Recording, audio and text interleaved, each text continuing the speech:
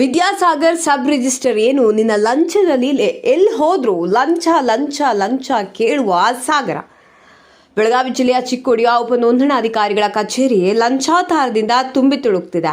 ವಿದ್ಯಾಸಾಗರ ಪಿರಪ್ ದೇವಋಷಿ ಹಿರಿಯ ಉಪ ನೋಂದಣಾಧಿಕಾರಿಗಳ ಅವರ ಆಜ್ಞೆ ಪ್ರಕಾರ ಒಂದು ಸಹಿಗೆ 700 ರೂಪಾಯಿಂದ 800 ರೂಪಾಯಿ ಹಣವನ್ನು ಪಡೆಯುತ್ತಾರೆ. ಅವರ ಸಮ್ಮುಖದಲ್ಲಿ ಪಕ್ಕದ ಎಡಭಾಗದ ಕೊನೆಯಲ್ಲಿ ಹಣ ಪಡೆಯುತ್ತಾರೆ. ಹಾಗೂ ಪ್ರತಿನಿತ್ಯ ನೂರಾರು ಜನ ಆಸ್ತಿಪಾಸ್ತಿ ಖರೀದಿ ಹಾಗೂ ಮಾರಾಟಕ್ಕೆ ಸಬ್ ರಿಜಿಸ್ಟರ್ ಕಚೇರಿಗೆ ಆಗಮಿಸುತ್ತಾರೆ.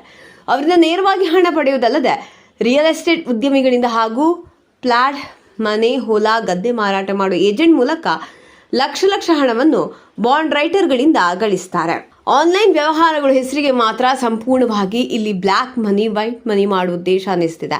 ಇಲ್ಲಿ ಲಂಚ ಕೊಟ್ಟರೆ ಮಾತ್ರ ನಿಮ್ಮ ಕೆಲಸ ಆಗುತ್ತೆ, ಇಲ್ಲ ಅಂದ್ರೆ ನಾಳೆ ಬಾ, ಮತ್ತೆ ನಾಳೆ ಬಾ, ಹೀಗೆ ನೂರಾರು ಕಾರಣ ಹೇಳಿ ಜನರಿಗೆ ತೊಂದರೆ ನೀಡ್ತಾರೆ.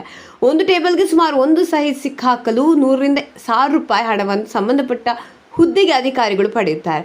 ಅಲ್ಲದೆ ಆಸ್ತಿ ಖರೀದಿ ಮಾಡುವವರಿಂದ ಹಾಗೂ ಮಾರಾಟ ಮಾಡುವವರಿಂದ ಅಧಿಕಾರಿಗಳು ತಮ್ಮ ಲಂಚದ ಹಣವನ್ನು ಬಾಂಡ್ ರೈಟರ್ಗಳಿಂದ ಕೂಡ ಕಾನೂನು ಬಾಹಿರವಾಗಿ ಪಡೆಯುತ್ತಾರೆ.